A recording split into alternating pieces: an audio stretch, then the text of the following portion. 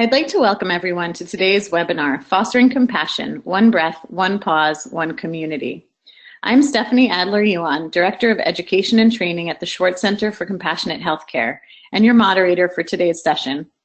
The Schwartz Center for Compassionate Healthcare is a national leader in the movement to make compassion a vital element in every patient-caregiver interaction.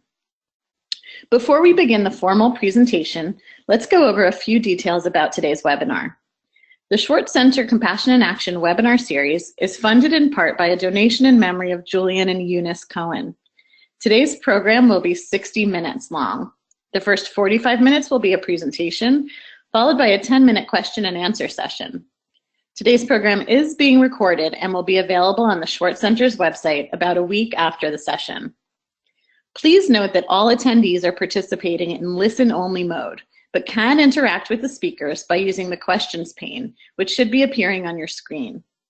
If you have any questions, please just type them into the questions pane and send them to us, and we will address as many of them as we can at the end of the presentation. Finally, last but not least, as you exit the webinar, you'll receive an electronic survey that will ask you to take a minute to complete so we may capture your assessment of today's program. Your feedback is important to us. And now it is my absolute pleasure to introduce my colleague and our host for today's session, Dr. Beth Lown. Dr. Lown is an associate professor of medicine at Harvard Medical School and the Schwartz Center's chief medical officer. Welcome, Beth. Thank you, Stephanie, and good afternoon, and thanks to all of you for joining us for this 2018 webinar series on compassionate and collaborative care. Before we begin, I'd like to remind you about our National Compassionate Caregiver of the Year Award, which is a leading national recognition program that elevates excellence in compassionate healthcare. Since 1999, we have honored outstanding healthcare professionals who display just extraordinary devotion and compassion caring for patients and their families. The award's designed to be much more than recognition for the individual honorees. The goal is really to showcase best practices in compassionate care and to elevate compassion to a core value of our healthcare system. This year marks the 20th anniversary of this really inspiring award, and as part of our celebration, we're featuring past finalists and recipients of this award in our webinar series, including Jonathan Bartels, a 2017 finalist, who is going to be speaking with us today. So you can nominate an individual caregiver or team today and celebrate their commitment to compassion by visiting our website, theschwartzcenter.org/award. And just remember that the deadline is coming up soon, March 30th of this year. So now for today's presentation, Fostering Compassion, this will really walk us through the many nuanced and the complex but simple practices of compassion. Nurses Jonathan Bartels and Tim Cunningham will provide us with about 45 minutes of storytelling, laughter, stories from the front lines of care at a Level 1 trauma center in Charlottesville, Virginia.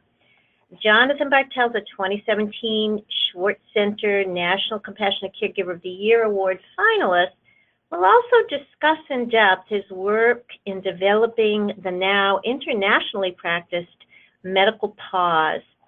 And Tim Cunningham, the director of the University of Virginia's Compassionate Care Initiative, will discuss how this initiative is driving research on the pause and other seemingly hard to measure aspects of compassion.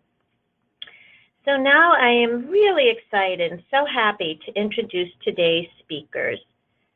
Since 2009, Jonathan Bartels has worked in collaboration with the University of Virginia School of Nursing, both as an original member of the Compassionate Care Initiative and as a facilitator for introductory resiliency retreats for both undergraduate and graduate nurses. In 2011, Jonathan introduced the practice that he calls the pause. This practice serves as a means for healthcare staff to stop and communally honor the loss of life and promote a paradigm shift in how death is approached both nationally and internationally. So welcome, Jonathan. Thank you. Also with us today is Tim Cunningham. Tim, okay, you're not going to believe this, but Tim was lassoed and dragged down a dirt road in rural Chiapas, Mexico by an irate man who did not find clowns funny. And that was the beginning of his global health career. First an actor, then a clown, now a nurse and researcher. Tim has always been interested in how people connect with one another, for better or for worse, with and without words. So Tim holds a joint appointment at the University of Virginia School of Nursing and Department of Drama, where he serves as the director of UVA's Compassionate Care Initiative. As an actor or a nurse, he's worked in more than 20 different countries and has witnessed profound acts of resilience, inspirations from which he hopes to share all of this wisdom with his students and colleagues. So welcome, Tim. Thanks, Dr. Lone. It's a treat to be here today. And for us too. So we're all really eager to hear this presentation. So I'm going to turn the program now over to Jonathan and Tim. Thank you so much. We are honored on behalf of the Compassionate Care Initiative and as members of the UVA health system to be able to spend some time to share stories and ideas about the work that is going on not just here within our own community, but how has it spread to other communities. So to begin, I'd like to ask you, John, if you want to go a little more into your background of what brought you to this work, and maybe that will lead us a little bit towards hearing about the work of the pause that you created as well. Sure, I'd love to, Tim. Thank you. It's a real honor to be here with Tim and also to be here with the Schwartz Center Rounds. So my name is Jonathan Bartels, and presently my role is a palliative care liaison at the University of Virginia Medical Center. This whole kind of avenue and venue kind of unfolded after I had been working for many years in healthcare, and I'd made a transition into emergency care. And one day I was invited to go on a retreat that Roshi Joan Halifax was running on being with dying. And it was the first time that I'd met Dean Dory Fontaine here at the University of Virginia School of Nursing. And we all traveled together to this course that Joan had started. And Joan was really a pioneer with resiliency. I think she's been doing this since 1975. And the retreat was all about being with dying, but it introduced all the different variables of self-care and compassion and resiliency that we can come across and help ourselves heal with. I was so profoundly moved by the experience. And at the end, Roshi Joan Halifax gave us kind of a mandate and said, you know, you've experienced this, you've had these profound experiences that have actually changed you and helped you to see who you really are. I want you to bring these resiliency practices back to your place of work and make a difference. And that's when I came back, and I came back to the emergency department. And that was really the impetus and spawn for me to create the practice called the pause after someone dies. I looked around the ER and seen what is the worst thing that could happen for us in there. And violence, of course, is bad, but deaths in the ER are even more intense, and deaths in critical care and deaths in healthcare are intense. And so I saw a chaplain do a prayer over a patient and stop a room. And I thought, wow, I could do that, and I could do it a little bit differently. So I decided to look at that, and my background prior to nursing was in comparative religion. And so I wanted to look at this in a more universal way. So I took the act of stopping a room and then re-languaged it in a more humanistic kind of framing to allow each person in their own way and in silence to hold that space after someone dies for a minute or two, but hold that as a group.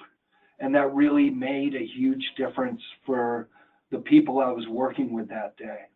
Yeah, and to put it out there in continuation of what John's talking about, you know, John was my mentor in the emergency department when I completed nursing school.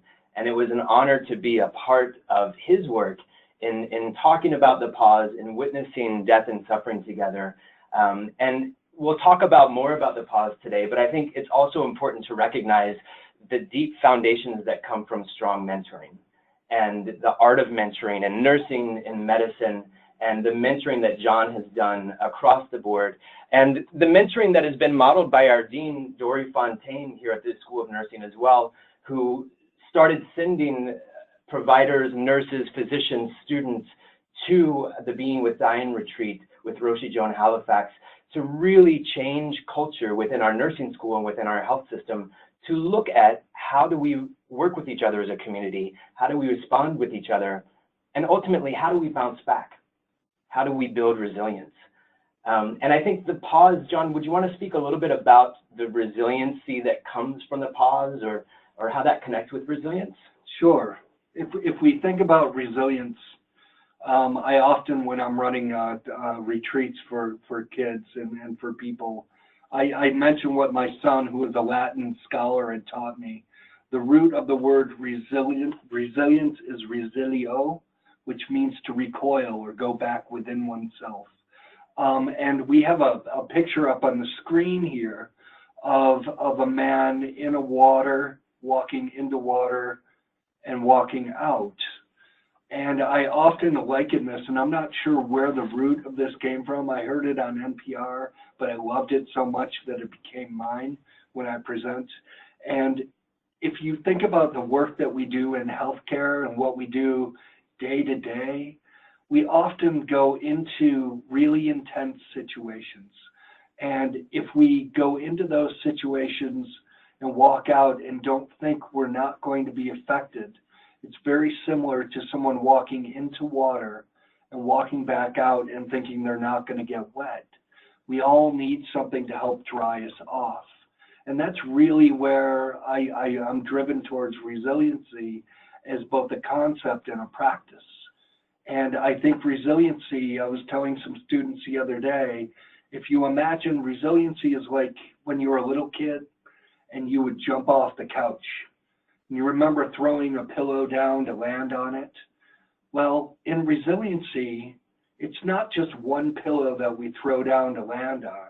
We throw down a whole slew of pillows.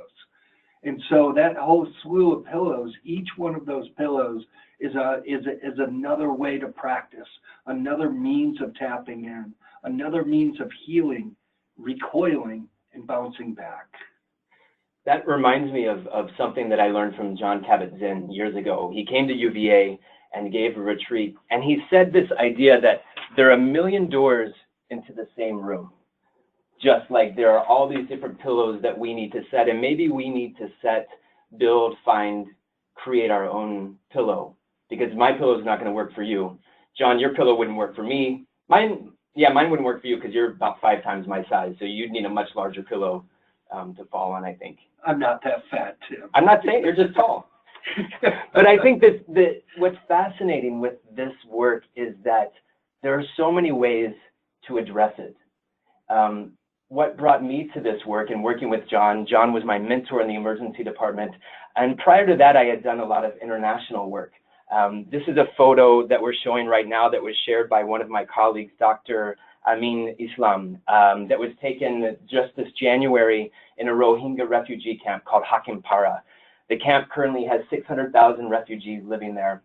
And before I became a nurse, I was doing a lot of international work as a clown with an organization called Clowns Without Borders. And everywhere I went, into war zones, into refugee camps, in zones of profound suffering, I saw kids playing. I saw lightness. I saw kites flying. And despite everything that was going on, there was still this sense of joyfulness and playfulness. As I became a nurse, as I was mentored by John and other great nurses, interested in the playfulness arose from places. The hospitals are pretty serious places, and I feel like maybe they don't necessarily always have to be. So now working as director of the Compassionate Care Initiative, I'm interested to learn about where does resilience arise when we least expect it? What practices can people do to help foster that so that it can grow for themselves? You know, we know there's great evidence to support yoga, great evidence to support mindfulness, but a lot of people don't like that. We recently did a study here at the University of Virginia looking at our nurses and asking them what they did to practice self-care. And we found some really interesting results. A few of our nurses did meditation, a few did yoga. We had significant findings to show that nurses that had studied at the University of Virginia and trained in the CCI program were continuing practices that we taught in the CCI. So we were really excited about that. But what is more, we found out that our nurses are doing a whole array of other practices that they may or may not consider self-care. And as we thought about that, we thought, how can we support our colleagues, nurses, physicians, anyone working in the health system to help them build off of what they're already doing, right? The last thing we want to see or hear is to be told that you need to add something more to your life. We're all really busy. But how amazing could it be if we hear, let's build off of what you're already doing. You're doing great. Hey, actually, there's evidence to support what you're doing, but these writers that actually don't work in a clinical setting call it something else. What we try to do with the Compassionate Care Initiative is to provide programming for our learners, nursing students, medical students, nurses, physicians, colleagues around the university and within our community to help them recognize what they do, what they need for self-care, because we know self-care builds towards resilience. We know resilient individuals can help support resilient organizations, and ultimately that throws us on a trajectory towards more compassionate and quality care. So when we're starting with self-care at the CCI, we ask the question, what do you do? What do you need and how can we support that? And from that, this work, the work that John has done, that many of our ambassadors have done, which we'll speak about a little bit later, has grown, I would call it in a grassroots sort of way. Is that fair to say, John? It is. And Tim brings up a really good point, and that is a lot of what we do in our retreats is we're not, and we will say that at the get-go, before we even run a retreat, is that we're not going to teach you anything you don't know. We're going to reintroduce you to what you already know. And so many people have means of falling and getting back up. And they've done it all their life. They wouldn't be where they are today if they weren't resilient to begin with. And so it's how do we tap into what we already have in front of us? And Tim brings up another really good and important point that I'd like to stress is this mentorship. I think the strength of mentorship comes back to sometimes your student becomes your teacher. And in Tim and my relationship, we now share mentorship back and forth. It's no longer I the teacher, he the student. It's more of a play between us. And it's a really awesome place to be. Yeah, it's funny. I think about that mentorship in one situation, John, where we had an elderly patient who was being discharged from the emergency room. Oh, the slingshot, yeah. She was on her way home, and we were waiting for the ambulance ride, and she was doing better. She, was stable. She didn't look so good when she came into the ED, but she wasn't in a good mood. And I was a nursing student at the time, and I was trying my best to make her comfortable, and she was just not happy with me. So John walked in the room, and he said, "What is my student doing to you?" and the woman, I forget the comment the woman said, but John said, "We'll fix that." And so he got some tubing together, some of that elastic tubing used for tourniquets. He got a few pieces of paper, and he, with the woman, took two Yankauer suction pieces, and made a slingshot. And then he had her aim the slingshot at me while I stood in the door frame, and she shot me with pieces of paper over and over and over again. And the laughter that resounded from that room, I mean, her vital signs improved. She lit up, she looked less pale. She was so excited. And everything just kind of locked in as we laughed and played together before she left. And that, in addition to, I remember the first death that I witnessed, where we had a patient come into our emergency department that we had to extubate. The patient had been declared brain dead. We didn't have room in our ICU. And John stood with me and this patient who had no family was miles away, and he asked me to place my hand on her heart to understand what happened when the heart stopped, and just to be with her and to breathe with her. And we breathed together and we experienced this, what I consider one of the most profound moments of my professional experience. Mentors help us follow that arc from the most extreme to the least extreme, from positive to negative. And I think when we think of self-care, that's a major part in that art form of how we do that. It truly is. Yeah. Truly is. John, I'd like to ask you, we've mentioned the pause, and you mentioned retreats as well, and I can speak a little bit about some of the retreats that we offer, but going back to the pause, can you sort of walk us through what the pause is like in a hospital setting? Sure. So imagine that you've worked on a patient, or that you're prepared for a patient to actually die. Maybe it's a medical ICU and we have terminally extubated the patient, or maybe it's an ER and you've worked really hard to bring that patient back to life and it just didn't work. What happens with the practice and the pause is, at the moment after we pronounce the death, someone in the room, it doesn't have to be a physician, it doesn't have to be a nurse, it can be a tech, it can be a secretary, it can be anyone, it can be a social worker, anyone who feels empowered to stand and ask and say, could we stop for a moment? Could we all just take a moment and pause? Before we leave this room, could we just honor this patient that's lying in this bed? Before this patient came to this hospital, before this patient even entered our sphere, they were alive, they were loved, they had family, and they were engaged, whatever that is in life. And could we just for a moment, and in our own way, silently honor both them and all the work that went into their care, all the work that we did to try to help them. And if we could just take a minute just to do this in silence, and do this in your own way, and just hold this space.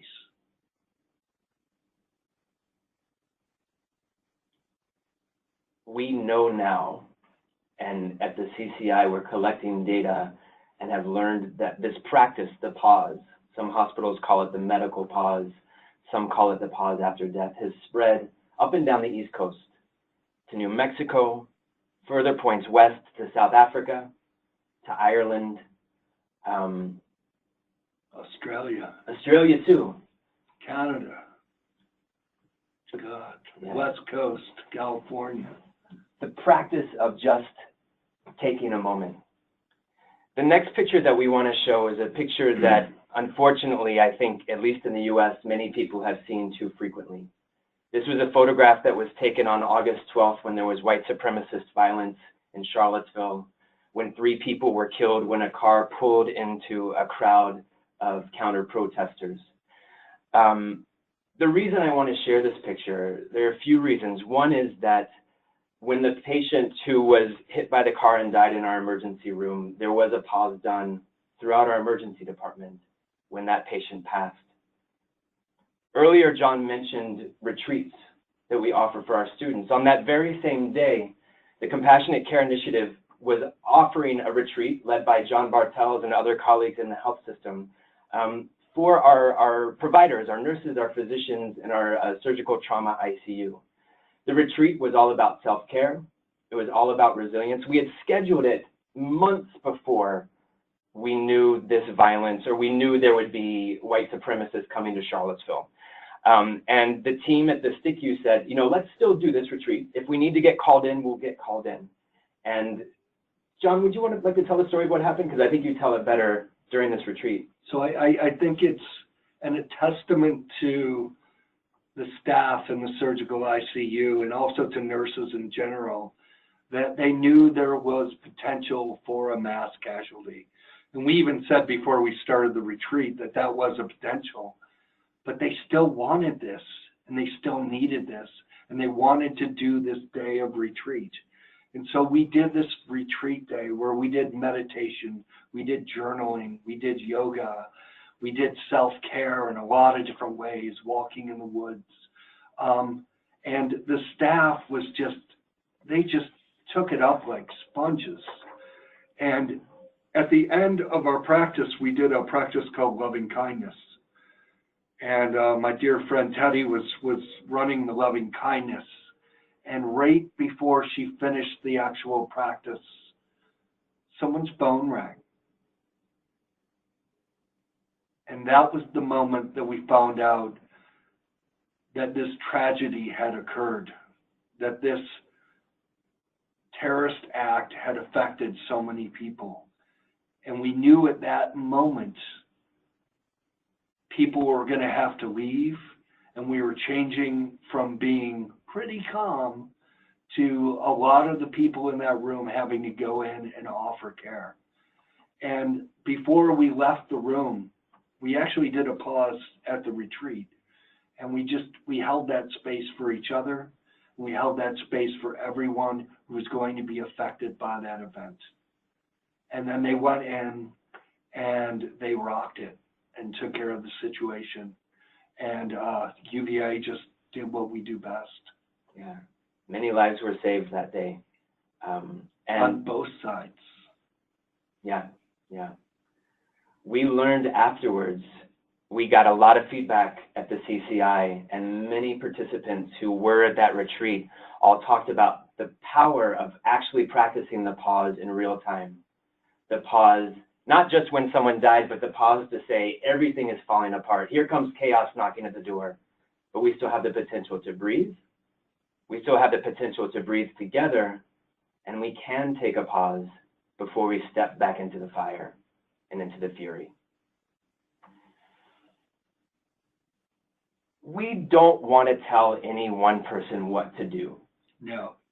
But we recognize the rates of burnout in medicine and nursing are skyrocketing. The rates of suicide amongst physicians and nurses are growing, and that should not be the case. And there are a million problems as to why. Systems issues across the board, changing politics.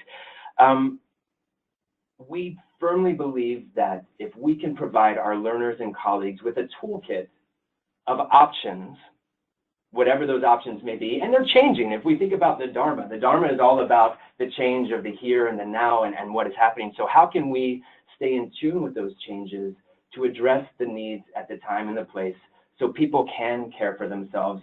Looking at self-care, not selfish care. Not the I need to shut myself away for months and months in a silent retreat so I can really dig in. That works for some people, but what about the people that have families, that don't have time to step away? How can we help them foster practices so they can still care for themselves using what I would consider sometimes non-traditional techniques? Yeah, single parents, our society is driven so hard that people feel they don't have the time. And what Tim and I and the Compassionate Care Initiative are really trying to show is that we can take the time, and it doesn't have to take that long. Yeah. One way that we do that, and this has been a program since the beginning of the Compassionate Care Initiative in about 2009, we have a program of ambassadors. Susan Bauer-Wu, who's now the president of Mind and Life, came in and helped really shape and form the Compassionate Care Initiative with Dean Dory Fontaine. And one great program, these ambassadors, we work with clinical ambassadors and faculty ambassadors, as well as student ambassadors. We meet monthly, and we share ideas on what is going on in the health system, what is going on in the school, and what can we do to make this a better place, and what can we do from a grassroots level, from a ground up level, to change the culture. From the ambassadors' work, John is an ambassador, the pause has arisen. We have resiliency rooms in our pediatric ICU, which is a room that staff can swipe into. Only staff have access to it. It's a small room with some meditation cushions, some books, a mirror so you can go in, and if you need to cry it out, you can check yourself in the mirror and put your face back together before you go out. It's a place to pause. It's a space. We have a compassion cart that our nurses take from floor to floor, offering notes, candies, teas, chocolate, whatever. We have a dog therapy program that's run by one of our ambassadors. Tai Chi. Tai Chi. guided meditation, walk-in meditation. We have student groups that will go out on a hike on the weekend. We provide funding for these programs. We provide for support for these programs. And more importantly, in my opinion, it's the community of ambassadors that we try to provide a space for so these ideas can grow and be based in evidence as much as we can, right? That's very important. But more importantly, address what's going on here and now for our culture within this hospital, in this place. Right, what works is really what we're focusing on. And instead of imposing what we think will work, this grassroots organization, it comes out of the people that it's supposed to help. They tell us what they need. And then we start to implement these programs. And sometimes they fail, but a lot of times they don't. And then it grows and people hear about it, and then other programs start to erupt all over the hospital. And one of the programs that John has been leading the forefront of for years, since the beginning of the Compassionate Care Initiative, has been the development of our retreats. Currently, every nursing student, undergraduate student, and the majority of our master's students are invited to attend at least one day-long retreat per year during their training here. We have access to a lovely farm, and that retreat is a similar retreat to what John led for the STICU. That program has grown so much that we have other organizations reaching out to us saying, can you sponsor a retreat for us? Can you do this? We're fortunate that in 2 weeks, Mick Krasner is coming down to lead a retreat for our ambassadors, our students, our colleagues in the health system. And we're excited that we just received a grant from our hospital auxiliary in which we're, in the next 18 months, going to facilitate retreats on a unit-by-unit basis within our health system. So we can do like what we did for our colleagues in the STICU, to give them a chance to recognize each other, to see each other outside of the hospital setting in a different light, in a different way, and to listen to each other differently. And this really, it touches back for me when Tim and I talk about we're not teaching something new. Resiliency is so tied into compassion. And compassion, one of the roots of compassion that I learned being on the compassionate care or on the Schwartz Center panelist, final panelist was the authenticity that each person brought. But there was another aspect of compassion. And I remember a young lady asking me one time, she said, can you teach compassion? And I said, no, but you can unearth the compassion that lies within each person. And that's what we're trying to do with resiliency, is really unearth the resiliency for whatever that, if it's your faith tradition that really feeds to you, if it's exercise, if it's humor that Tim and I, we really try to bring humor home.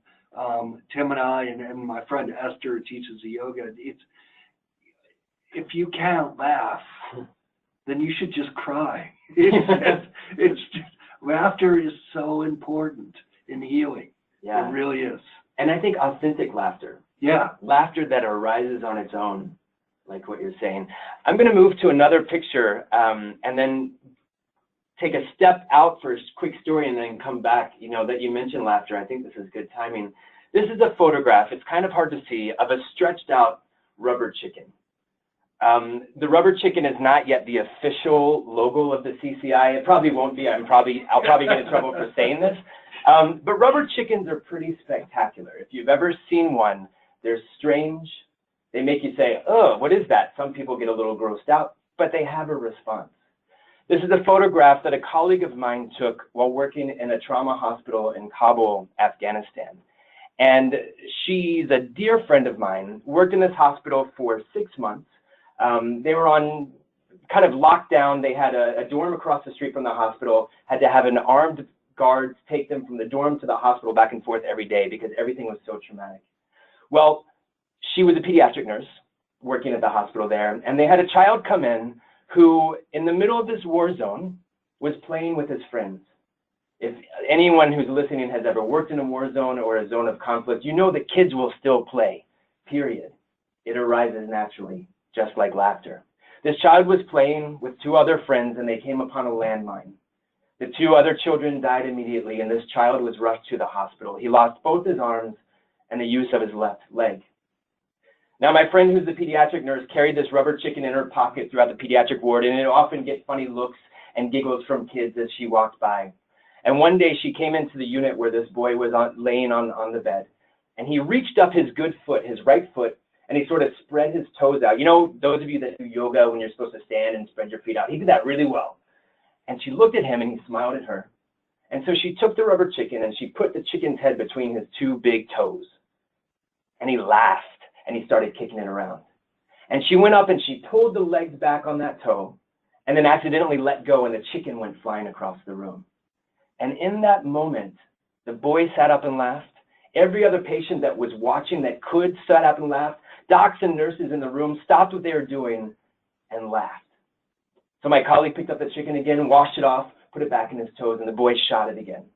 And for the rest of his stay in that hospital until he went home, he was the chicken shooter. And surgeons, nurses, people that were more busy treating some of the world's most extreme suffering would stop by whenever they could, put the chicken between his toes, and shoot it across the room.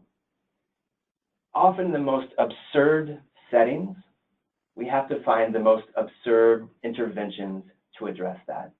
And I think if we think about the work that we do as healthcare providers, we're facing absurdity every day. And how absurd is it to think that we can take a pause, that we can take a breath, even if everything's falling apart. And we know, according to neuroscience, we know that in that breath and in that pause, things can change and we can look at things differently.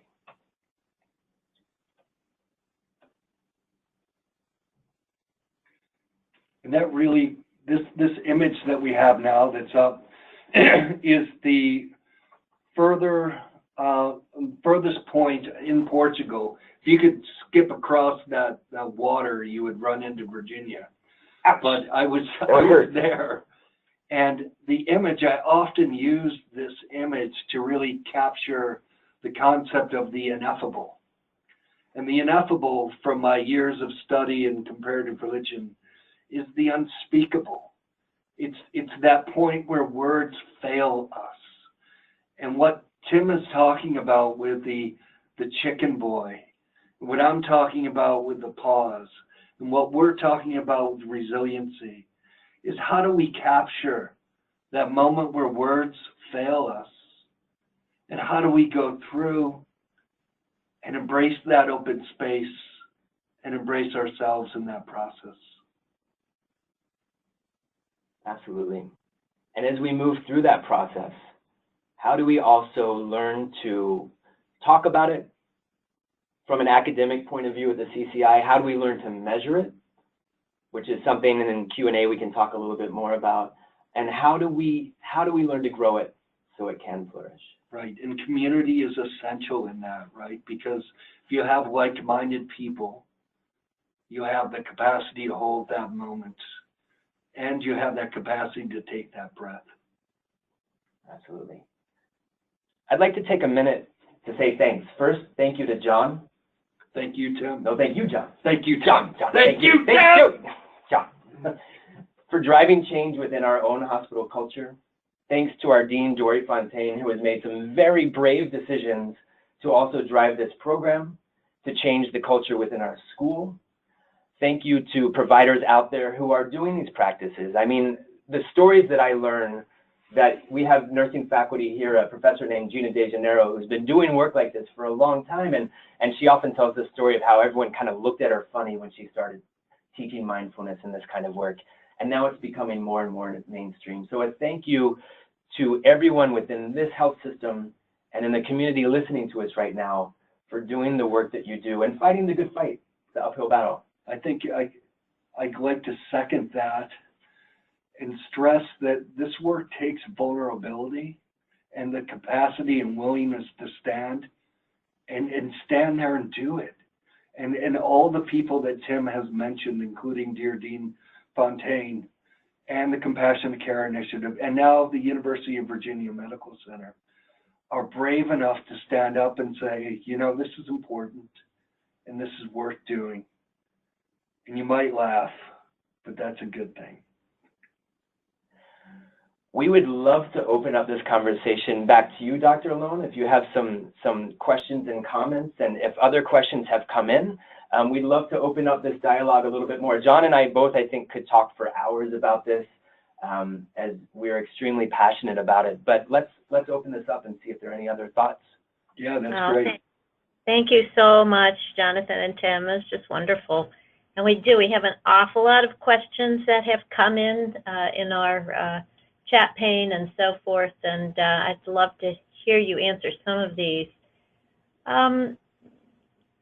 There's a lot of sort of barrier type questions, no surprise. But one, for example, is what do you do if you don't have an enlightened leader like Dory, your dean, and others who have been generally supportive? Then what? Because you may not be able to access resources that you need and have the support to really do the kinds of things that you do. So that was our first question. I'd like to start that, to answer that. And what I often would say would be to look around at your unit or your area and find those leaders that are leader servants by the bedside and start with them. And if you're going to implement something, you can start with something small, and it will grow.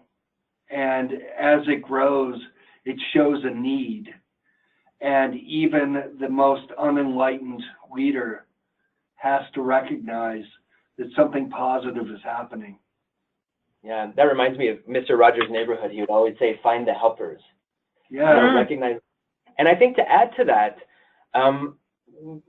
we're extremely grateful to have received a large donation to help start the work of the Compassionate Care Initiative. And then Susan Bauer-Wu joined us and brought her, decades of mindfulness research and connect. So there were a lot of ingredients that came to us all at the right time. So I think one thing I'd add was be aware of the timing, because you never know when the time's right. So keep doing the good work. And then also recognize the patients you treat in the hospital. We talk about finances and donations. If a patient has been moved by the compassionate care that she or he received from the nurse, the physician, the healthcare team, they write a letter to the hospital, how can I give back? How can we also, as leaders at the bedside within the health system, say, hey, one way could be, if you want to make a donation, let's build a resilience room on this one unit. Let's build this thing and let's put these funds to work. We're so grateful that the Schwartz Center, the Gold Foundation, other large foundations are starting to support this work and have been supporting this work, like the Schwartz Center. So there's a small growing body of funding, but be aware of the other sort of potential and maybe even eccentric donors that would want to get behind this and be ready for it. That's really interesting. And I think the idea of starting with the helpers, finding your community, building that community, and continuing to speak with each other for mutual support, in addition to trying to find these, and access these outside resources, all of that is really great advice. Thank you. I'm going to toss some other questions your way. I wonder if you just want to go over this one bit, because a couple of people said, what's your first step? I want to do the pause. We need this. How did you get this to take off in the way you did? What should I do out there in the field in my place of work? Well, you can certainly access my website. thepause.me is the website, and it has a lot of instruction on that. But really the implementation of it is to just do it. It's not just in one area, which that really triggers something for me. I had a fire department that's implemented that now. Whenever they go out on a call and someone has died, they'll implement that. An EMS group, a hospice agency will not do that every time they have a patient who dies within their facility. But it starts with implementing that and showing people, or introducing the concept to them, and saying, would you like to try it? And being brave enough to do it. I don't believe in making this a protocol. I did introduce us to the Cleveland Clinic and did stress all of that. And the Cleveland Clinic is now implementing it across their whole system. Well, that's such an important piece. I mean, I think what's really resonating personally for me is your whole concept of find out, you know, build on what you're doing, build on what you can do, just begin. You know, it's such a great message. It's assets-based approaches, right? It's a celebratory model. Yep, you know, and that moves us, as scientists, we always focus on what's missing, but let's focus on what we've got and build it. Yeah, exactly right. It's all the positive organizational psychology approach, you know. I think it's really, really powerful. So someone else asks, do you need some type of critical mass of healthcare professionals in a healthcare organization to make some of these organizational changes to support staff resilience? I think you have to be willing to start somewhere. And again, it goes back to the beginning of just implementing.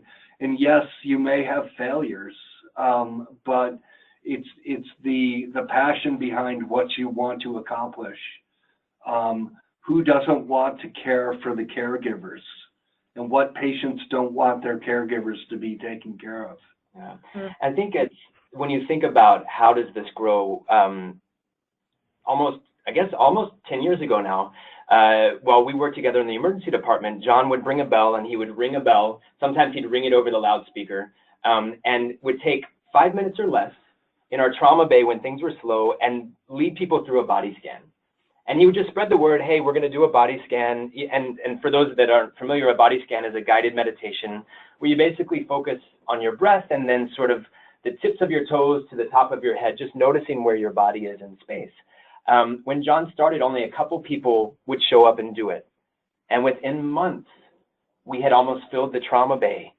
Within months, people said, John, can you do the body scan today? So it grew naturally. And fast forward to now, our chief nursing officer, Mary Dixon, has been reaching out directly to us saying, how do we implement this more? How do we do more? I think the ideal, well, not the ideal model, but a model that we're seeing is it starts at the ground, starts with individuals, and then the higher ups, the C-suite listens and says, ooh, this is what the nurses are doing, and you meet in the middle. And if you meet a wall that's impenetrable, then maybe it's time to go someplace else where they're open. And that's compassion too. Compassion's not being nice all the time. Compassion's saying this is not the right place. Move on. No, I embrace fierce compassion in my life. Well, you know, that's really interesting, and it's also a question that we got. In some ways, contemplative practice, acceptance, moment-by-moment awareness, equanimity, it almost seems at cross purposes with being a change agent. And you're saying, no, that's not at all true. So can you explain that a little bit more?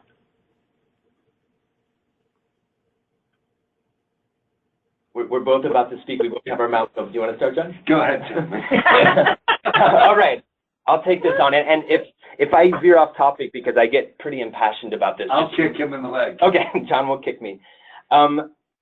These practices, contemplative practices, are certainly not a cure-all.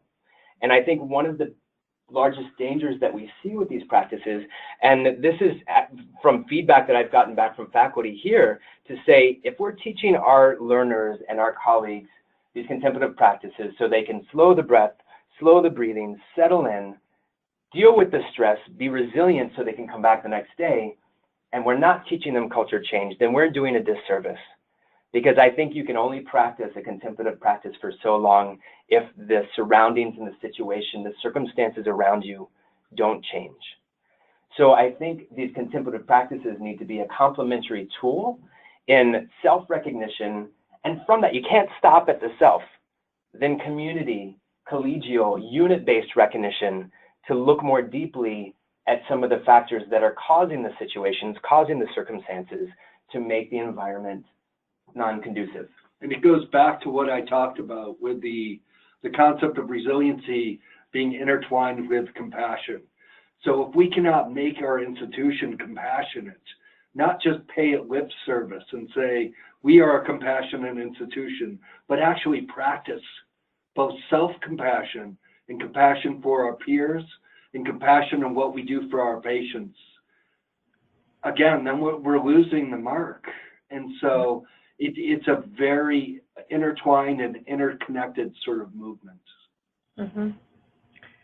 So I think a misconception is that these practices lead to acceptance of what may be, whatever happens, rather than being compatible with social justice or other causes or the need to change organizations and systems. So it's not an accommodative practice, rather it's perhaps a stabilizing practice so that you can approach issues like that are so large, so important, so essential to well-being as a community.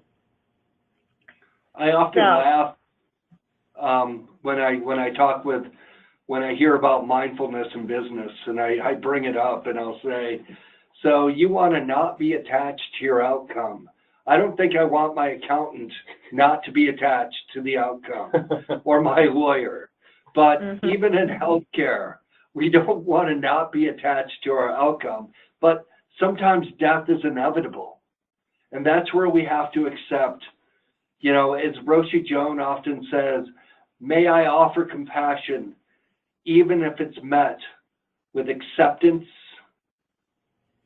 neutrality, or rejection.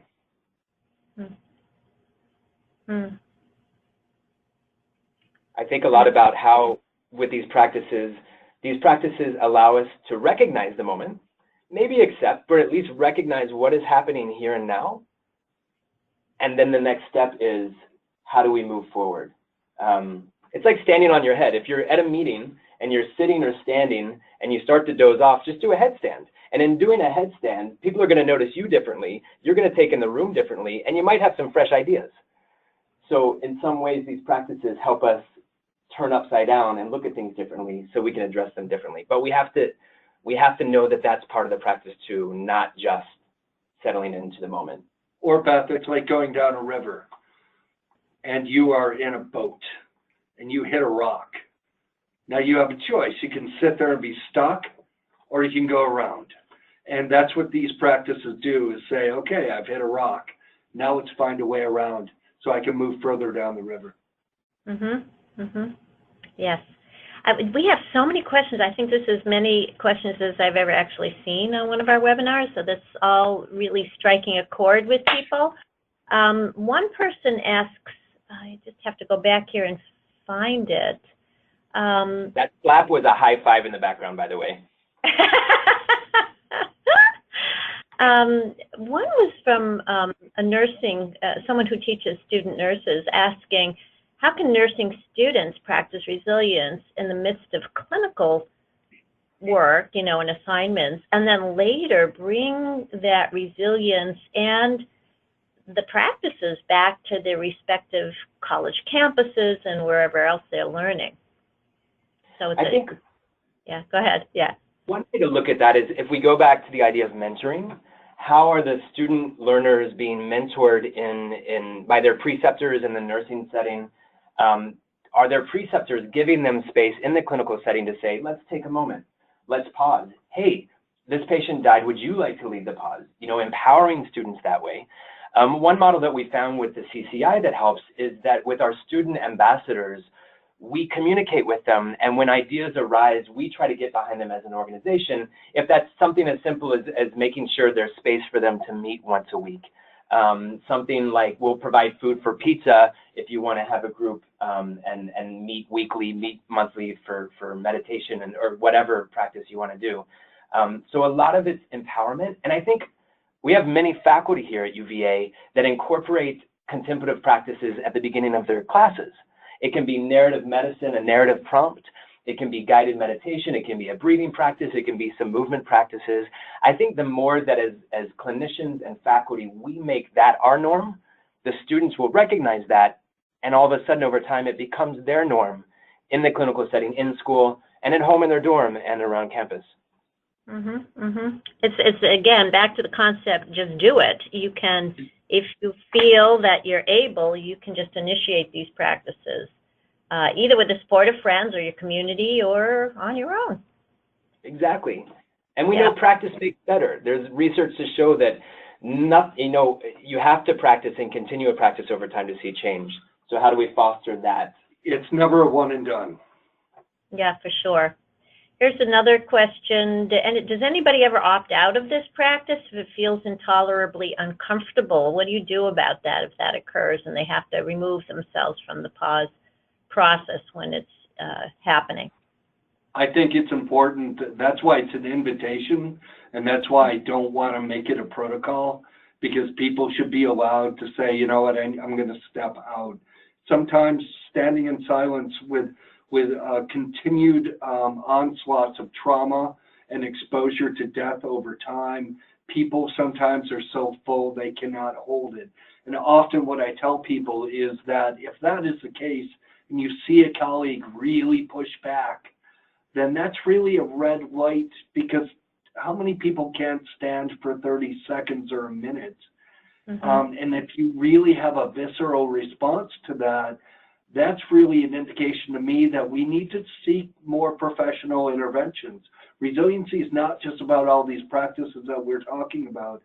It's also getting some professional help as well. Yeah. Mm. From a student perspective, we offer resilience retreats for all of our students.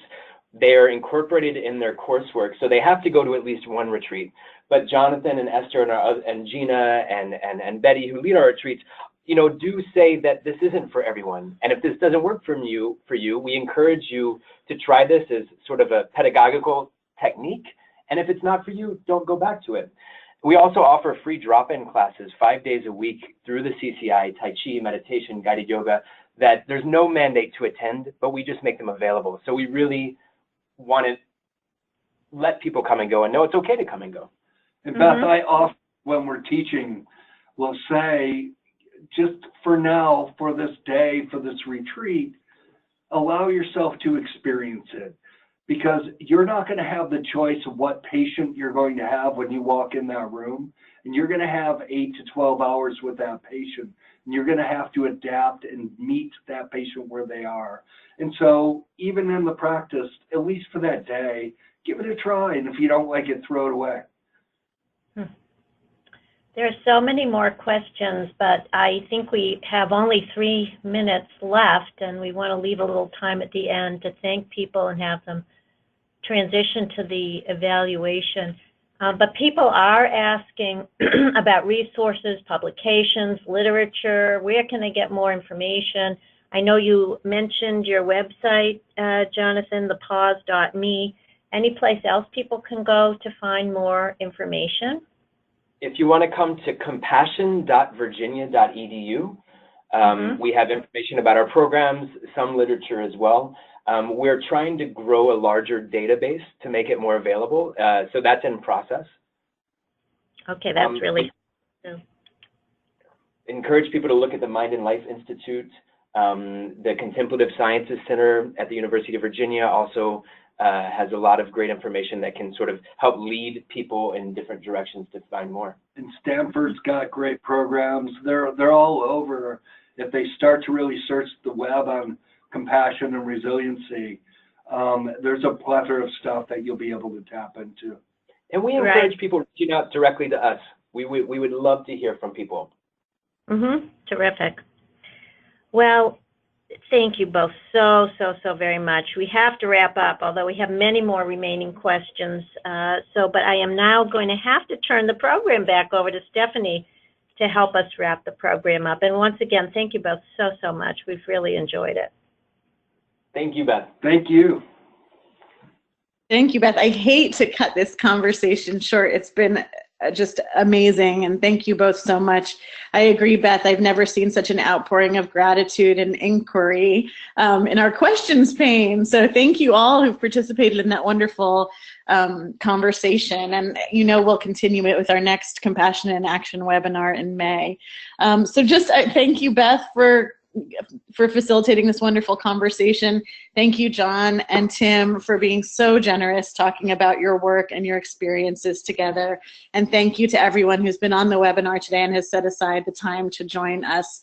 We really hope you enjoyed the second in our series of 2018 Compassion in Action webinars, focused on the exceptional individuals like Jonathan, whom we've recognized over 20 years of our National Compassionate Caregiver of the Year Award.